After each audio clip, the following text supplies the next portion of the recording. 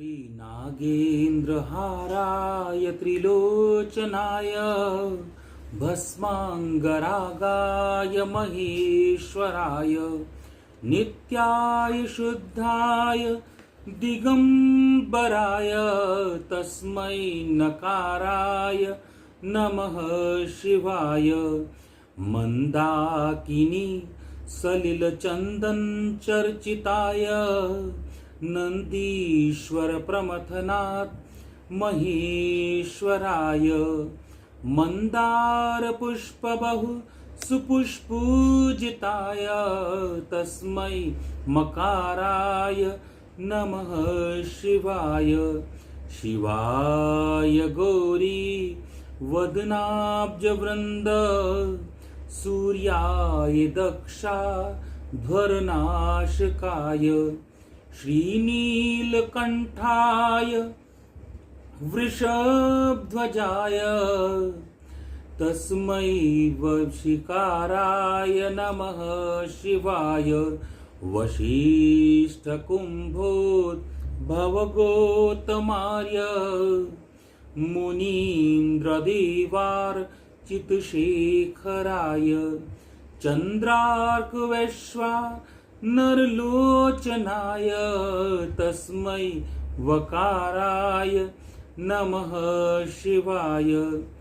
यक्षस्वरूपाय जटाधराय पिनाकहस्ताय सनातनाय दिव्याय देवाय दिगंबराय तस्मै यकाराय नमः शिवाय। तस्मै यकाराय नमः शिवाय। शिव पंचाक्षर स्तोत्रम पुण्यम यः पठेत् शिव सन्निधौ शिवलोकमवाप्नोति शिवेन सह मोदते। इति श्रीमद्शंकराचार्य विरचितं शिव पंचाक्षर स्तोत्रम संपूर्णम्। ओम नमः शिवाय। ओम नमः शिवाय। ओम नमः शिवाय। ओम। आज हम शिव महापुराण का विद्येश्वर संहिता का 23वां और 24वां अध्याय आरंभ करेंगे और जिसमें शिव नाम जप तथा भस्म धारण की महिमा, त्रिपुंड के देवता और स्थान आदि का प्रतिपादन। ऋषि बोले, महाभाग व्यास शिष्य सूत जी, आपको नमस्कार है। आप उस परम उत्तम भस्म महात्म्य का ही वर्णन कीजिए। भस्म महात्म्य, रुद्राक्ष महात्म्य और उत्तम नाम महात्म्य, इन तीनों का परम प्रसन्नता पूर्वक प्रतिपादन कीजिए और हमारे हृदय को आनंद दीजिए। सूत जी कहते हैं, महर्षियों, आपने बहुत उत्तम बात पूछी है। यह समस्त लोगों के लिए हितकारी विषय है और जो लोग भगवान शिव की कृपा से शिव उपासना करते हैं वह धन्य है, कृतार्थ है। उनका देह धारण सफल है तथा उनके द्वारा समस्त कुल का उद्धार हो गया है। जिनके मुख में भगवान शिव का नाम है, जो अपने मुख से सदाशिव और शिव इत्यादि नामों का उच्चारण करते रहते हैं, पाप उनका उसी तरह स्पर्श नहीं करते जैसे खदीर वृक्ष के अंगार को छूने का साहस कोई भी प्राणी नहीं कर सकता। हे शिव, हे श्री शिव, आपको नमस्कार है। श्री शिवाय नमस्तुभ्यम। ऐसी बात जब मुंह से निकलती है तब वह मुख समस्त पापों का विनाश करने वाला पावन तीर्थ बन जाता है। जो मनुष्य प्रसन्नता पूर्वक उस मुख का दर्शन करता है, उस निश्चय ही तीर्थ सेवन जनित फल प्राप्त होता है। ब्राह्मणों, शिव का नाम विभूति, भस्म तथा रुद्राक्ष, ये तीनों त्रिवेणी के समान परम पावन और पुण्यमय माने गए हैं। जहाँ ये तीनों शुभतर वस्तुएं सर्वथा रहती हैं, उसके दर्शन मात्र से ही मनुष्य त्रिवेणी स्नान का फल प्राप्त कर लेता है। वह त्रिवेणी क्या है? भगवान शिव का नाम जो गंगा रूपी है, और विभूति जो यमुना रूपी मानी गई है, और रुद्राक्ष जो सरस्वती रूपी है, तथा रुद्राक्ष को सरस्वती कहा गया है। इन तीनों की संयुक्त त्रिवेणी समस्त पापों का नाश करने वाली है। श्रेष्ठ ब्राह्मणों, इन तीन महिमाओं को द्विलक्षण भगवान महेश्वर के बिना दूसरा भला कोई कैसे जान सकता है? इस ब्रह्मांड में जो कुछ भी है वो सब केवल महेश्वर ही जानते हैं। विप्रगण, मैं अपनी श्रद्धा भक्ति के अनुसार संक्षेप में भगवान नामों की महिमा का कुछ वर्णन करता हूँ। तुम लोग प्रेम पूर्वक सुनो। यह नाम महात्मा समस्त पापों को हर लेने वाला सर्वोत्तम साधन है। शिव इस नाम रूपी दावानल से महान पातक रूपी पर्वत अनायास ही भस्म हो जाता है। यह सत्य है, सत्य, इसमें कोई संशय नहीं। शौनक, पाप मूलक जो नाना प्रकार के दुख हैं वे एकमात्र शिव नाम से ही नष्ट होने वाले हैं। दूसरे साधनों से संपूर्ण यत्न करने पर भी पूर्णतया कभी नष्ट नहीं होते। जो मनुष्य इस भूतल पर सदा भगवान शिव के नामों के जप में लगा है वह वेदों का ज्ञाता है, वह पुण्यात्मा है, वह धन्यवाद का पात्र है तथा वह विद्वान माना गया है।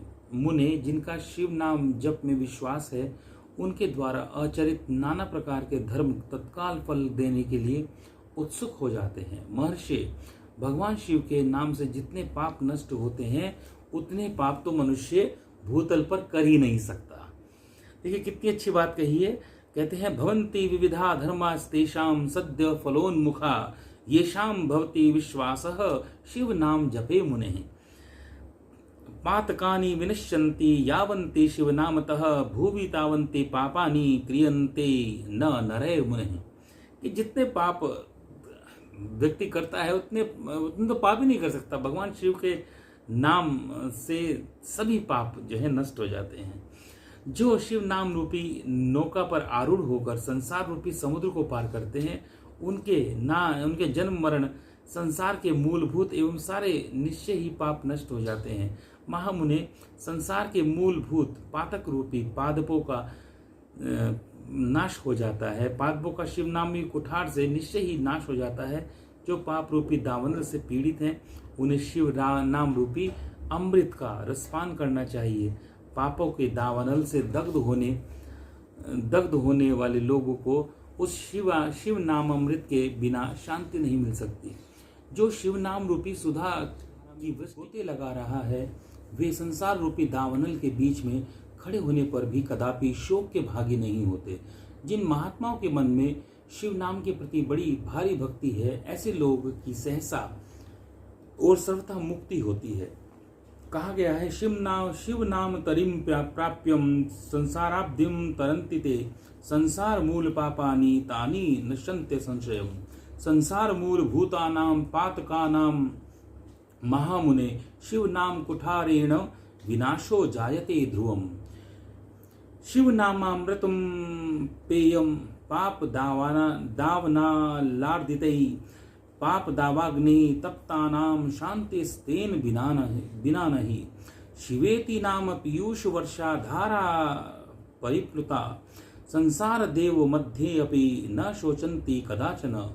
शिव नामनी महाभक्तिर्जाता येषां महात्मनां तद्विधानां तु सहसा मुक्तिर्भवति सर्वथा।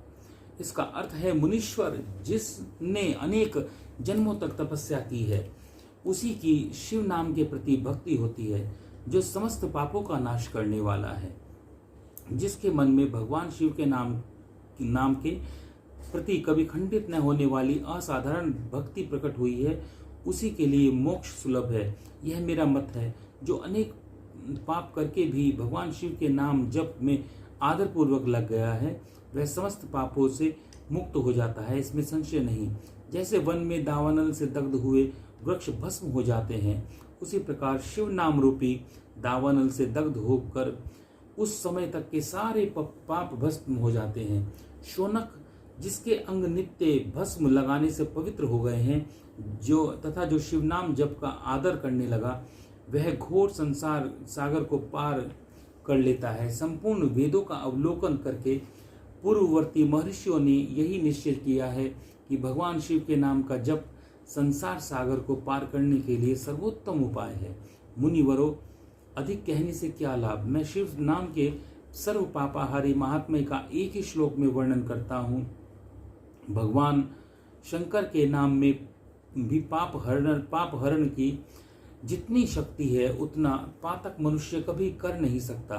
मुने, वो कहते हैं, पापा नाम हरणे शोभार शंभो नामनी शक्तिर्हि यावती शक्नोति पातकम तावत कर्तुम नापि नरः क्वचित्।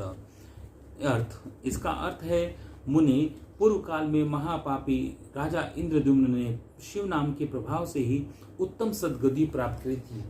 इस तरह कोई ब्राह्मण युवती भी जो बहुत पाप कर चुकी थी, शिव नाम के प्रभाव से ही उत्तम गति को प्राप्त हुई। द्विजवरों, इस प्रकार मैंने तुम्हें भगवान नाम के महात्म्य का वर्णन किया है। अब तुम भस्म का महात्म्य सुनो, जो समस्त पावन वस्तुओं को भी पावन करने वाला है। महर्षियों, संपूर्ण मंगलों को देने वाला तथा उत्तम है। उसके दो भेद बताए गए हैं, उन भेदों का मैं वर्णन करता हूं, सावधान होकर सुनो। एक को महाभस्म जानना चाहिए, दूसरे को स्वल्प भस्म। महाभस्म के भी अनेक भेद हैं, वह 3 प्रकार का कहा गया है। श्रोत, स्वल्प भस्म के भी बहुत से भेदों का वर्णन किया गया है। श्रोत और स्मार्त भस्म को केवल द्विजों के ही उपयोग में आने के योग्य कहा गया है। तीसरा जो लौकिक भस्म है, वह अन्य सब लोगों के लिए भी उपयोगी बताया गया है। विशेष महर्षियों ने बताया कि द्विजों को वैदिक मंत्र के साथ उच्चारण पूर्वक किए बिना भस्म धारण करना चाहिए। दूसरे लोगों के लिए बिना मंत्र के ही केवल धारण करने का विधान है। जले हुए गोबर से प्रकट होने वाले भस्म आग्नेय कहलाता है। महामुने, वह भी त्रिपुंड का द्रव्य है। ऐसा कहा गया है कि अग्निहोत्र से उत्पन्न हुए भस्म का भी मनीषी पुरुषों को संग्रह करना चाहिए। अन्य यज्ञ से प्रकट हुआ भस्म भी त्रिपुंड धारण के काम आता है। जावालोपनिषद में आए हुए अग्नि इत्यादि 7 मंत्रों द्वारा जल मिश्रित भस्म से धूलन, विभिन्न अंगों में मर्दन या लेपन करना चाहिए। महर्षि जावली ने सभी वर्णों और आश्रमों के लिए मंत्र से तथा बिना मंत्र के भी आदर पूर्वक भस्म से त्रिपुंड लगाने की आवश्यकता बताई है। समस्त अंगों में सजल भस्म को मलना, विभिन्न अंगों में तिरछा त्रिपुंड लगाना, इन कार्यों को मोक्षार्थी पुरुष प्रमाद से भी न छोड़े, ऐसे श्रुति का आदेश है। भगवान शिव और विष्णु ने भी तिर्यक त्रिपुंड धारण किया है और अन्य देवियों सहित भगवती उमा और लक्ष्मी देवी ने भी वाणी द्वारा इसकी प्रशंसा की है। ब्राह्मणों, क्षत्रियों, वैश्यों, शूद्रों, वर्ण संकरों तथा जाति भ्रष्ट पुरुषों ने भी उद्धूलन एवं त्रिपुंड के रूप में भस्म धारण किया है। इसके पश्चात भस्म धारण तथा त्रिपुंड की महिमा एवं विधि बताकर सूत जी ने कहा, महर्षियों, इस प्रकार मैंने संक्षेप में त्रिपुंड का महात्म्य बताया। यह समस्त प्राणियों के लिए गोपनीय रहस्य है, अतः तुम भी इसे गुप्त ही रखना। मुनिवरों, ललाट आदि सभी निर्दिष्ट स्थानों में जो भी भस्म 3 तिरछी रेखाएं बनाई जाती हैं, उन्हीं को विद्वानों ने त्रिपुंड कहा है। भोह के अंत भाग से लेकर जहां तक भोह का अंत है, उतना बड़ा त्रिपुंड ललाट में धारण करना चाहिए।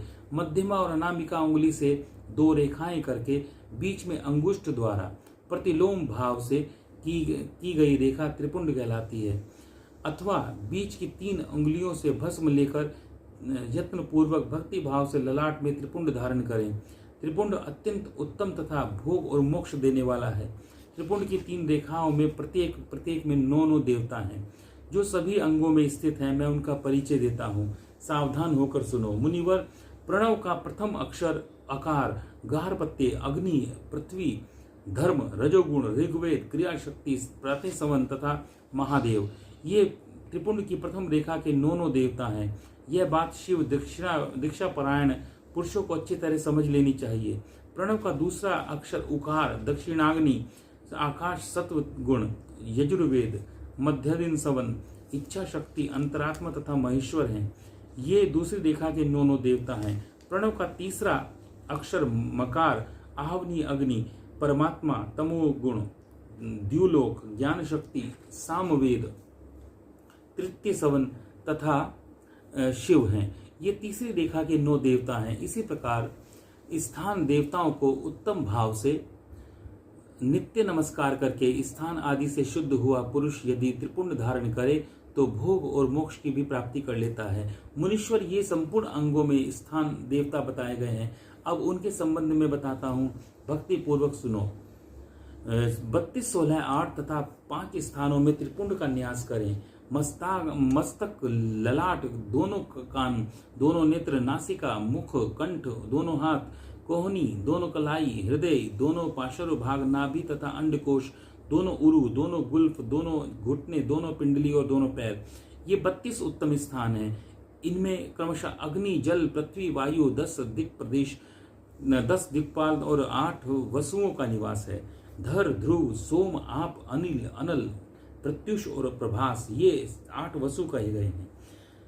इन सबका नाम मात्र लेकर इनके स्थानों में विद्वान एवं त्रिपुंड धारण करें। विद्वान पुरुष त्रिपुंड को धारण करें अथवा एकाग्रचित होकर 16 स्थान में ही त्रिपुंड धारण करें। मस्तक, ललाट, कंधों, दोनों भुजाओं, दोनों कोहनियां तथा दोनों कलाइयों में, हृदय में, नाभि में, दोनों पसलियों में, पृष्ठ भाग में त्रिपुंड लगाकर वहां दोनों अश्विनी कुमारों का, शिव, शक्ति, रुद्र, ईश और नारद का, वामा आदि 9 शक्तियों का पूजन करें। ये सब मिलकर 16 देवता हैं। अश्विनी कुमार 2 कहे गए हैं, नासत्य और दशरथ अथवा मस्तक, केश, दोनों कान, मुख, दोनों भुजा, हृदय, नाभि, दोनों उरु, दोनों जानु, दोनों पैर और पृष्ठभाग। इन 16 स्थानों में 16 त्रिपुंड का न्यास करें। मस्तक में शिव, केश में चंद्रमा, दोनों कानों में रुद्र और ब्रह्मा, मुख में विघ्नराज गणेश, दोनों भुजाओं में विष्णु और लक्ष्मी, हृदय में शंभु, नाभि में प्रजापति, दोनों उर्वों में नाग कन्याएं और दोनों घुटनों में ऋषि कन्याएं, दोनों पैरों में समुद्र तथा विशाल पृष्ठभाग में संपूर्ण तीर्थ देवता रूप में से विराजमान। इस प्रकार 16 स्थानों का परिचय दिया गया है। अब 8 स्थान बताए गए हैं। अब 8 स्थान बताए जाते हैं। गुह्य स्थान, ललाट, परम उत्तम, कर्ण युगल, दोनों कंधे, हृदय और नाभि, ये 8 स्थान हैं। इनमें ब्रह्मा तथा सप्त ऋषि, ये 8 देवता बताए जाते हैं। मुनीश्वरों, भस्म के स्थान को जानने वाले विद्वान ने इस तरह 8 स्थानों का परिचय दिया। अथवा मस्तक, दोनों भुजाएं, हृदय, नाभि, इन 5 स्थानों को भस्म वेदता पुरुषों ने भस्म धारण के योग्य बताया है। यथासंभव देश, काल आदि की अपेक्षा रखते हुए उद्भूलन भस्म को अभिमंत्रित करना और जल में मिलाना आदि कार्य करें। यदि उद्भूलन भी असमर्थ है तो त्रिपुंड आदि लगाएं।